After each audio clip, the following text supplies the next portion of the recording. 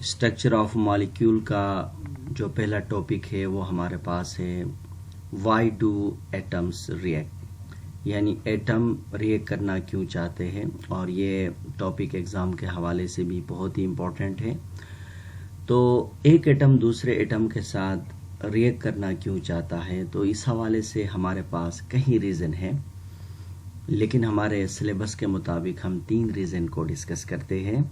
और जिसमें से जो पहला रीज़न है वो है स्टेबिलिटी है, यानी हर एटम चाहता है कि स्टेबल हो जाए, लेकिन स्टेबल किसके ज़रिए से हो? स्टेबिलिटी के लिए थ्रू अ केमिकल बॉन्ड, यानी एक atom through a chemical bond के ज़रिए से अपने आप को स्टेबल करना चाहता है। अब केमिकल बॉन्ड के ज़रिए से एटम को क्या करना पड़ेगा? एटम या तो इलेक्ट्रॉन को लॉस करना पड़ेगा, और या तो एटम को इलेक्ट्रॉन को गेन करना पड़ेगा, और या तो एक एटम किसी दूसरे एटम के साथ इलेक्ट्रॉन को शेयर करना पड़ेगा। तो इसमें से जो पहला रीज़न है वो ये है कि जैसे कि मैंने लिखा, why do atom react due to the following reason. और रीज़न नंबर 1 स्टेबिलिटी, और स्टेबिलिटी किसके ज़रिए से आएगी? एटम के अंदर थ्रू अ केमिकल बॉन्ड। और एटम केमिकल बॉन्ड बनाने के लिए या तो इलेक्ट्रॉन्स को लॉस करना पड़ेगा, या तो इलेक्ट्रॉन को गेन करना पड़ेगा, और या तो एक एटम दूसरे एटम के साथ इलेक्ट्रॉन्स को शेयर करना पड़ेगा। तो ये है हमारे पास क्या है? पहला रीज़न।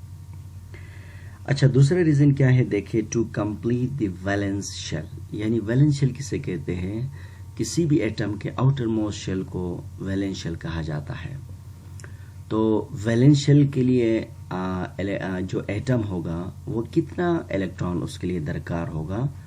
तो इस हवाले से हमारे पास 2 इम्पोर्टेंट रूल है। इनमें से एक का नाम है ऑक्टेट रूल और दूसरे का नाम है डुप्लेट रूल। क्योंकि एक एटम जब वैलेंस इलेक्ट्रॉन कंप्लीट करना चाहता है तो डेफिनेटली वो कितने इलेक्ट्रॉन को गेन कर सकता है, और कितने इलेक्ट्रॉन को वो लॉस कर सकता है, और कितने इलेक्ट्रॉन को वो अपने आउटर मोस्ट शेल में पूरा रख सकता है। तो इस हवाले से हमारे पास 2 इम्पोर्टेंट रूल हैं। और जैसे कि मैंने लिखा, to complete the valence shell, तो वैलेंस शेल के लिए कितने इलेक्ट्रॉन दरकार है, तो ये दोनों रूल को हमें अच्छी तरह समझना है।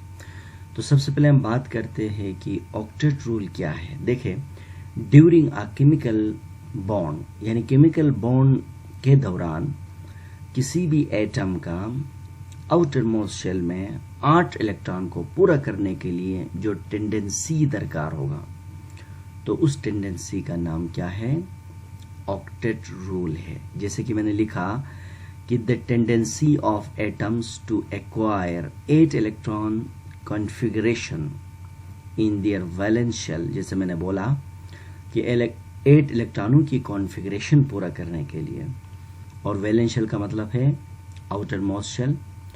When bonding is called octet rule, याद रखना बॉन्डिंग के दौरान होता है। एक एटम अगर अकेला है तो उसको फिर उसके लिए ऑक्टेट की कोई ज़रूरत नहीं होती है। तो ये जो ऑक्टेट रूल है ये बॉन्डिंग के दौरान एक एटम और दूसरे एटम के अंदर ये टेंडेंसी पैदा होती है। तो इस चीज़ को आप इस एग्जाम्पल पे गौर करो। ये हमारे पास एक सोडियम का एटम है और जिसका एटॉमिक नंबर है 11 है, और इसके फर्स्ट शेल में 2 इलेक्ट्रॉन है, सेकंड शेल में 8 इलेक्ट्रॉन है, और थर्ड शेल में इसके पास 1 इलेक्ट्रॉन है। आप इस एटम से भी समझ सकते हैं, फर्स्ट में 2, सेकंड शेल में 8 और थर्ड शेल में 1 इलेक्ट्रॉन है। तो हमने सोडियम का एटम में जो इलेक्ट्रॉन है इनको हमने क्रॉस से रिप्रेजेंट किया इलेक्ट्रॉनों को। इसी के साथ जो दूसरा एटम है वो क्लोरीन है। तो क्लोरीन के फर्स्ट शेल में 2, सेकंड शेल में 8 और थर्ड शेल में 7 इलेक्ट्रॉन्स हैं। जैसे कि इधर भी लिखा गया 2, 8 एंड लास्ट क्या है? 7 है। तो अब आप देखिए कि यहाँ पर देखिए कि क्लोरीन के आउटर मोस्ट शेल में क्या है?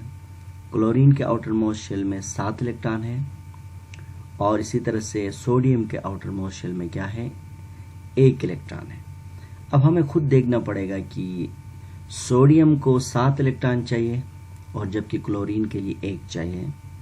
तो बेहतर ये होगा कि सोडियम अपने एक इलेक्ट्रॉन क्लोरीन को डोनेट करे और क्लोरीन उससे एक इलेक्ट्रॉन ले ले। तो नतीजे के तौर पर क्या होगा, हमारे पास सोडियम में 2, फर्स्ट शेल में 2 और सेकंड शेल में क्या होगा, यानी इसमें 8 इलेक्ट्रॉन रहेंगे। और इसी तरह से सोडियम क्या होगा, सोडियम Na+ आयन, तो ये जो स्क्वायर ब्रैकेट मैंने लगाया ये सोडियम अभी आयन बन गया। और इसके बाद जो दूसरे जो क्लोरीन है इसके ऊपर देखिए ये क्रॉस इस तरफ आ गया, तो ऐसे में इसके ऊपर कौन सा चार्ज आया, माइनस चार्ज आया। तो इसी तरह से हमने देखा कि सोडियम ने अपना एक इलेक्ट्रॉन दिया और क्लोरीन ने लिया, तो सोडियम भी स्टेबल हुआ और क्लोरीन भी स्टेबल हुआ। क्यों हुआ, क्योंकि अब आप देखें सोडियम के सेकंड शेल में इलेक्ट्रॉन देने से 8 इलेक्ट्रॉन रह गए और जबकि क्लोरीन के आउटर मोस्ट शेल में इलेक्ट्रॉन लेने से 7 से 8 इलेक्ट्रॉन पैदा हो गए। तो इसको कहते हैं ऑक्टेट रूल कहा जाता है। आप इसको इलेक्ट्रॉनिक कॉन्फ़िगरेशन के जरिए से भी समझ सकते हैं कि सोडियम का एटॉमिक नंबर क्या है, 11 है, 1s2 2s2 2p6 3s1। देखिए ये लास्ट शेल है। इसी तरह से देखिए अगर सोडियम एक इलेक्ट्रॉन लॉस करेगा तो इसके पास 10 इलेक्ट्रॉन रहेंगे। तो इसमें देखिए फर्स्ट शेल और इसका ये क्या है, सेकंड शेल है। तो इसी तरह से इसका जो थर्ड शेल है इसके अंदर से इलेक्ट्रॉन निकल गया। तो इसी तरह से सोडियम क्या बन गया, केटाइन बना। और इसी तरह से सोडियम क्या हुआ, इलेक्ट्रॉनिक कॉन्फ़िगरेशन उसकी स्टेबल हो गया। देखिए आप ये पूरा क्या है, हमारे पास सेकंड शेल है, तो जहां 8 इलेक्ट्रॉन पूरे हैं और वो इलेक्ट्रॉन जो दिया है वो क्लोरीन ने लिया। तो क्लोरीन ने लेने से पहले इसकी electronic configuration 1s2 2s2 2p6 3s2 और 3p5। जब एक इलेक्ट्रॉन को गेन करेगा तो 1s2 2s2 2p6 and 3s2 and 3p6। देखिए आप इसके 8 इलेक्ट्रॉन। तो इसी तरह से आप डायग्राम के जरिए से भी ऑक्टेट रूल को समझ सकते हैं और इलेक्ट्रॉनिक कॉन्फ़िगरेशन के जरिए से भी आप ऑक्टेट रूल को समझ सकते हैं। इसके बाद कोई भी एटम, जरूरी नहीं है कि हर एटम के आउटर मोस्ट शेल में 8 इलेक्ट्रॉन हो, लेकिन बाज ऐसे भी एटम देखा गया कि जो कि अपने आउटर मोस्ट शेल में 2 इलेक्ट्रॉन को पूरा करके स्टेबल होते हैं। तो इस स्टेबिलिटी को, इस टेंडेंसी को डुप्लेट रूल कहा। अब डुप्लेट रूल क्या है, देखिए ड्यूरिंग द बॉन्डिंग के दौरान कि सम एटम, यानी मेजॉरिटी नहीं, सम एटम, कुछ एटम जिसके एटॉमिक नंबर बहुत ही कम है, तो सम एटम के अंदर ऐसे टेंडेंसी होता है कि जो अपना आउटर मोस्ट शेल यानी वैलेंस शेल को में 2 इलेक्ट्रॉन को पूरा करने के लिए जो टेंडेंसी रखते हैं, तो उस टेंडेंसी का नाम क्या है, डुप्लेट रूल है। जैसे कि मैंने लिखा, the tendency of some atoms to acquire a 2 electron configuration in their valence shell when bonding is called duplet rule। देखिए आप ये एग्जांपल से आप इसको समझे। हाइड्रोजन देखें, हाइड्रोजन के वैलेंस शेल भी एक है और आउटर मोस्ट शेल या इसका शेल भी एक है, और दूसरा हाइड्रोजन है, देखिए इसके आउटर मोस्ट शेल में भी 1 इलेक्ट्रॉन है। अब यहाँ देखें कि जिस तरह मैंने बोला था कि जाहिर सी बात है ये टेंडेंसी या तो इलेक्ट्रॉन को लॉस करने से भी हो सकता है, गेन करके भी, या तो शेयरिंग करके भी ये टेंडेंसी पूरा कोई भी एटम कर सकता है।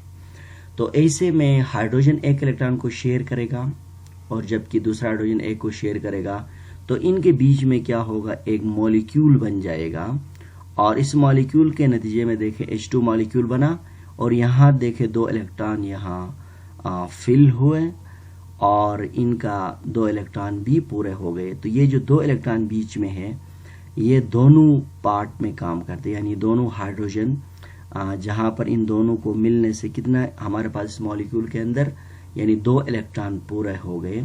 तो इसी तरह से हाइड्रोजन के वैलेंस शेल में अभी हमारे पास 2 इलेक्ट्रॉन पैदा हो गए। तो इसको बोलते हैं डुप्लेट रूल। एक इंपॉर्टेंट बात मैं आपको बता दूं, वो क्या है, देखें कि जो ऑक्टेट रूल है ये मतलब मोर देन 2 एटम के दरमियान भी हो सकता है। मिसाल के तौर पर अमोनिया देखें कि अमोनिया बैक वक्त क्या करता है, 3 हाइड्रोजन के साथ बॉन्ड बनाता है, लेकिन डुप्लेट रूल के लिए 2 एटम का होना जरूरी है। 2 से ज्यादा डुप्लेट रूल फॉलो नहीं करता है, क्योंकि इसको एक इलेक्ट्रॉन ही चाहिए होता है वैलेंस शेल को पूरा करने के लिए।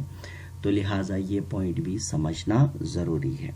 अगर आपसे कोई पूछे कि what is difference between octet and duplet rule. तो एक तो 8 इलेक्ट्रॉन, दूसरे में 2 इलेक्ट्रॉन है। लेकिन दूसरा डिफरेंस ये है कि जो ऑक्टेट रूल है ये मोर देन 2 एटम के दरमियान भी हो सकता है, जबकि डुप्लेट रूल के लिए 2 एटम का होना लाजमी है। 2 से कम भी नहीं होना चाहिए और 2 से ज्यादा भी नहीं होना चाहिए। ये है पहला रीजन, यानी एटम रिएक्ट करना इसलिए रिएक्ट करना चाहता है।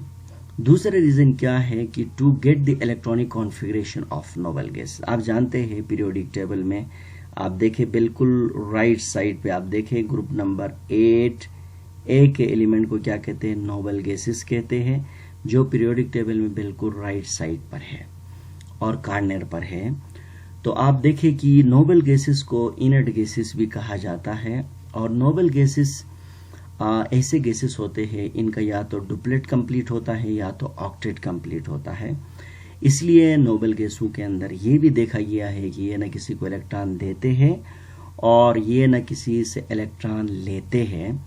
तो लिहाजा जो नोबल गैसेस होते हैं ये स्टेबल होते हैं और इसलिए नोबल गैसेस नॉर्मल कंडीशन में एक किसी और के साथ रिएक्ट नहीं करते। देखें हीलियम है आउटर मोस्ट शेल में 2 इलेक्ट्रॉन है, नियोन में देखें 8 इलेक्ट्रॉन है, आर्गोन में देखें 8 इलेक्ट्रॉन है। तो इसी तरह से जितने भी नोबल गैसेस है सब के अंदर क्या है 8 इलेक्ट्रॉन पूरे या 2 इलेक्ट्रॉन पूरे होते हैं। तो इसलिए यहाँ ये कहा गया कि हर एटम की यही ख्वाहिश होती है कि मैं इलेक्ट्रॉन को लॉस करके या गेन करके या शेयर करके मैं अपना इलेक्ट्रॉनिक कॉन्फ़िगरेशन जो है नोबल गैसेस जैसा बनाऊं, क्योंकि नोबल गैसेस स्टेबल होते हैं, इलेक्ट्रॉनिक कॉन्फ़िगरेशन का ऑक्टेट और डुप्लेट कंप्लीट होता है। तो इसी तरह से कि मैंने आपको डिटेल में समझा दिया कि एक एटम दूसरे एटम के साथ रिएक्ट करना क्यों चाहता है। एक रीजन स्टेबिलिटी, दूसरा to complete the valence shell जो कि ऑक्टेट और डुप्लेट रूल को, और तीसरा क्या है नोबल गैसेस के इलेक्ट्रॉनिक कॉन्फ़िगरेशन को अचीव करने के लिए एक एटम दूसरे एटम के साथ क्या करता है, रिएक्ट करता है। इसके बाद हम बात करेंगे कि केमिकल बॉन्ड क्या है। देखिए केमिकल बॉन्ड बेसिकली समझने के लिए देखिए आप ये इस डायग्राम पे गौर करें। यहाँ 2 एटम है, देखें ये न्यूक्लियस है और प्लस प्लस न्यूक्लियस है और ये इलेक्ट्रॉन इलेक्ट्रॉन है। देखिए इलेक्ट्रॉन इलेक्ट्रॉन के बीच में फोर्स ऑफ रिपल्जन है और न्यूक्लियस न्यूक्लियस के बीच में फोर्स ऑफ रिपल्जन है और इलेक्ट्रॉन और दूसरे प्रोटॉन के दरमियान न्यूक्लियस के दरमियान फोर्स ऑफ अट्रैक्शन है। तो यहाँ 2 तरह के फोर्सेस है, एक है फोर्स ऑफ अट्रैक्शन, दूसरा है फोर्स ऑफ रिपल्जन है। तो जब एक एटम दूसरे एटम के करीब आता है तो वो अपना ऑक्टेट और डुप्लेट को कंप्लीट करने के लिए उनके बीच में एक कंपटीशन होता है और वो कंपटीशन की फोर्स ऑफ अट्रैक्शन और फोर्स ऑफ रिपल्जन। जब 2 एटम के बीच में जब फोर्स ऑफ अट्रैक्शन ज्यादा होगा as compare to force of repulsion, तो नतीजे के तौर पर क्या होता है केमिकल बॉन्ड की फॉर्मेशन होती है। और केमिकल बॉन्ड की जब फॉर्मेशन होती है तो एक फोर्स पैदा होती है जिसकी वजह से एक एटम दूसरे एटम को जोड़ के रखता है। तो अब आप देखें इस कंसेप्ट में देखा आपने कि केमिकल बॉन्ड कैसे बनती है।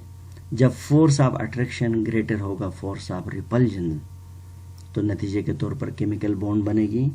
जब फोर्स ऑफ अट्रैक्शन लेस होगा फोर्स ऑफ रिपल्जन से तो डेफिनेटली मॉलिक्यूल क्या होगा, ब्रेक होगा और केमिकल बॉन्ड नहीं बनेगी। तो केमिकल बॉन्ड जैसे मैंने लिखा कि force of attraction is a greater than force of repulsion. अब इस कंसेप्ट को सामने रखते हुए मैं आपको बताऊंगा कि केमिकल बॉन्ड क्या है। देखिए केमिकल बॉन्ड के बारे में कहा जाता है कि वो फोर्स ऑफ अट्रैक्शन यानी एक ऐसी कुव्वत है जो किसी मॉलिक्यूल या किसी crystal, molecule basically covalent bond में होता है और क्रिस्टल जो है के अंदर आयनिक बॉन्ड होती है, यानी मॉलिक्यूल के अंदर कोवेलेंट बॉन्ड होती है और क्रिस्टल के अंदर आयनिक बॉन्ड होती है। तो देखिए वो फोर्स ऑफ अट्रैक्शन जो क्रिस्टल या मॉलिक्यूल के अंदर पाए जाने वाले एटम को जोड़ के रखे। अब जाहिर सी बात है जोड़ के रखने के लिए या तो इलेक्ट्रॉन ट्रांसफर होगा यानी डोनेट होगा और गेन होगा, या तो इलेक्ट्रॉन एक दूसरे के साथ शेयरिंग होगा। तो उसको हम क्या कहते हैं, केमिकल बॉन्ड कहा जाता है। जैसे कि मैंने लिखा a force of attraction holding atoms together molecule or crystal in a result from the sharing or transfer of electron is called chemical bond। देखिए हमारे पास हाइड्रोजन है, एक एटम है और दूसरे एटम हमारे पास हाइड्रोजन है। अब इनके बीच में एक बॉन्ड बनती है हाइड्रोजन, और ये फोर्स है जिसकी वजह से एक हाइड्रोजन दूसरे हाइड्रोजन के साथ जुड़ा हुआ है। तो इस फोर्स ऑफ अट्रैक्शन का नाम क्या है? केमिकल बॉन्ड कहा जाता है। इसके बाद हम बात करेंगे कि केमिकल बॉन्ड के बहुत सारे टाइप हैं, लेकिन हमारे सिलेबस के मुताबिक इसके 2 टाइप्स को हम डिस्कस करते हैं। तो केमिकल बॉन्ड के जो क्लासिफिकेशन है ये based on the basis of gain और लॉस ऑफ या शेयरिंग ऑफ इलेक्ट्रॉन। तो केमिकल बॉन्ड के जो टाइप्स है वो किस बेस पर है कि किसी भी एटम के बीच में या तो इलेक्ट्रॉन गेन होगा या लॉस होगा, या तो एक एटम दूसरे एटम के साथ इलेक्ट्रॉन शेयर होगा। तो इसी बेस पर केमिकल बॉन्ड के हमारे पास 2 टाइप हैं, जैसे कि मैंने लिखा on the basis of gain और लॉस और share electron of a atom there are 2 types of a chemical bond. Number 1 क्या है? आयनिक बॉन्ड, और नंबर 2 क्या है? Covalent bonds. देखिए आयनिक बॉन्ड्स क्या है। आयनिक बॉन्ड के 2 डिफिनीशन मैंने आपके सामने लिखा। तो पहला डिफिनीशन क्या है? देखें कि किसी भी केमिकल बॉन्ड के अंदर, यानी किसी भी केमिकल बॉन्ड के अंदर एक एटम दूसरे एटम को इलेक्ट्रॉन ट्रांसफर करे। किसी भी केमिकल बॉन्ड के अंदर एक एटम अगर दूसरे एटम के लिए कुछ इलेक्ट्रॉन ट्रांसफर करे तो ऐसे बॉन्ड को हम क्या कहते हैं? आयनिक बॉन्ड कहा जाता है। एक सिंपल डिफिनेशन है, the complete transfer of some electrons from one atom to another atom in a chemical bond is called क्या है? Ionic bond. अच्छा, सम इलेक्ट्रॉन का मतलब क्या है? देखिए सम इलेक्ट्रॉन ट्रांसफर का मतलब ये है कि एक इलेक्ट्रॉन लॉस करेगा तो दूसरा गेन करेगा। एक तो ये है। अब सम इलेक्ट्रॉन का मतलब ये है कि मैक्सिमम एक एटम 3 इलेक्ट्रॉन लॉस कर सकता है और मैक्सिमम एक एटम 3 इलेक्ट्रॉन को गेन कर सकता है। जैसे कि अगर एटम का ताल्लुक ग्रुप, नॉर्मल में बात कर रहा हूं, अगर एटम का ताल्लुक ग्रुप नंबर 1 से है तो एक इलेक्ट्रॉन लॉस करेगा, जैसे सोडियम है तो +1 चार्ज। अगर 2 से है मैग्नीशियम 2 इलेक्ट्रॉन लॉस करेगा। अगर 3 से है एल्युमिनियम 3 इलेक्ट्रॉन लॉस करेगा। इसी तरह से अगर इस एटम का ताल्लुक ग्रुप नंबर 5A से है तो 3 इलेक्ट्रॉन को गेन करेगा ऑक्टेट को कंप्लीट करने के लिए। अगर 6A से है तो 2 इलेक्ट्रॉन गेन करेगा ऑक्टेट कंप्लीट करने के लिए। अगर 7A से है तो 1 इलेक्ट्रॉन गेन करेगा। तो ये प्रिंसिपल आप अपने पास आप नोट करें ताकि आपको किसी भी तरह से कोई कंफ्यूजन नहीं होगा। तो जैसे कि मैंने बताया, हाँ एक चीज आप और याद रखना है कि जो इलेक्ट्रॉन देगा वो नॉर्मली मेटल होगा, जैसे कि देखे सोडियम, मैग्नीशियम, एल्युमिनियम, और जो इलेक्ट्रॉन लेगा वो नॉर्मली क्या होगा? नॉन मेटल होगा। जैसे कि कोवलेंट बॉन्ड में क्या होगा? नॉर्मली नॉन मेटल के दरमियान इलेक्ट्रॉनों की शेयरिंग होती है, जो कि इलेक्ट्रोनेगेटिविटी डिफरेंसेस इतनी ज्यादा नहीं होती है। लेकिन आयनिक बॉन्ड में क्या होता है? एक मेटल होता है और दूसरा नॉन मेटल होता है। यानी आयनिक बॉन्ड हमेशा मेटल और नॉन मेटल के बीच में बनेगी, और मेटल इलेक्ट्रॉन देगा और नॉन मेटल इलेक्ट्रॉन लेगा। लेकिन देगा तो कितना? 3 मैक्सिमम, और लेगा तो कितना? 3। लेकिन आप ग्रुप को याद करें, इसी के मुताबिक आपको ये बातें समझ आ जाएगा। देखिए इसके बाद एक और डिफिनीशन है, वो क्या है? इससे पहले कि मैं आपको ये डायग्राम समझा दूं, देखिए ये एक डायग्राम है। अच्छा, इस चीज को मजीद आपको समझाने के लिए देखिए ट्रांसफर ऑफ इलेक्ट्रॉन, आप दोबारा पीछे आ जाए। देखिए सोडियम है, सोडियम के आउटर मोस्ट शेल में 1 इलेक्ट्रॉन है और क्लोरीन के आउटर मोस्ट शेल में 7 है। इसने 1 इलेक्ट्रॉन को दिया तो सोडियम का ऑक्टेट कंप्लीट हुआ और क्लोरीन का ऑक्टेट भी कंप्लीट हुआ। तो इनके बीच में क्या हो गई? केमिकल बॉन्ड बन गई। तो अब एक ऐसी केमिकल बॉन्ड बन गई जो इलेक्ट्रॉनों की ट्रांसफर की वजह से बनी। तो इसलिए इस केमिकल बॉन्ड का नाम हमने क्या दिया? आयनिक बॉन्ड रखा। इसके बाद एक और डिफिनीशन मैं आपको समझा रहा हूं, इससे पहले कि आप इस एग्जांपल को जरा गौर करें। ये मैग्नीशियम एटम है और इसके आउटर मोस्ट शेल में 2 इलेक्ट्रॉन है। क्यों है 2 इलेक्ट्रॉन? क्योंकि इसका ताल्लुक ग्रुप नंबर 2A से है। जबकि दूसरा फ्लोरीन है, इसके आउटरमोस्ट शेल में 7 इलेक्ट्रॉन है, ये फ्लोरीन है 7 है। देखिए यहाँ मैग्नीशियम 2 इलेक्ट्रॉन देना चाहता है, तो एक फ्लोरीन को तो नहीं दे सकते क्योंकि एक फ्लोरीन को 1 इलेक्ट्रॉन चाहिए होगा, तो इसलिए 2 फ्लोरीन इसके करीब आते हैं, क्योंकि एक कंटेनर के अंदर केमिकल रिएक्शन के दौरान ट्रिलियंस ऑफ द मॉलिक्यूल्स होते हैं, तो मॉलिक्यूल की कोई कमी नहीं होती है। तो ऐसे में यहाँ पर सोडियम 1 इलेक्ट्रॉन को मैग्नीशियम 2 इलेक्ट्रॉन देगा, एक फ्लोरीन को देगा, और फ्लोरीन के इलेक्ट्रॉन को हमने क्रॉस से रिप्रेजेंट किया, और दूसरा इलेक्ट्रॉन दूसरा फ्लोरीन को देगा। तो नतीजे के तौर पर क्या होगा, मैग्नीशियम के ऊपर +2 चार्ज होगा और 2 फ्लोरीन के ऊपर -1 चार्ज होगा। यहाँ पर देखें माइनस स्क्वायर ब्रैकेट के ऊपर है। अब ये जो माइनस चार्ज है, जो प्लस चार्ज है, तो इनको बोलते हैं फोर्स ऑफ अट्रैक्शन कहते हैं। तो इसका मतलब ये है कि हम आयनिक बॉन्ड को इस तरह भी डिफाइन कर सकते हैं कि वो फोर्स ऑफ अट्रैक्शन जो 2 अपोजिटली चार्ज को बाइंड करके रखी है, तो उस फोर्स ऑफ अट्रैक्शन का नाम क्या है, आयनिक बॉन्ड कहा जाता है। जैसे कि मैंने लिखा कि the forces of attraction that bind oppositely charge ions are called क्या है, आयनिक बॉन्ड। तो इसी तरह से मैग्नीशियम ने 2 इलेक्ट्रॉन दिया तो +2 चार्ज, और फ्लोरीन ने 1 इलेक्ट्रॉन, तो इसी तरह इनके बीच में एक फोर्स ऑफ अट्रैक्शन बन गया। तो इस फोर्स ऑफ अट्रैक्शन का नाम क्या है, आयनिक बॉन्ड कहा जाता है।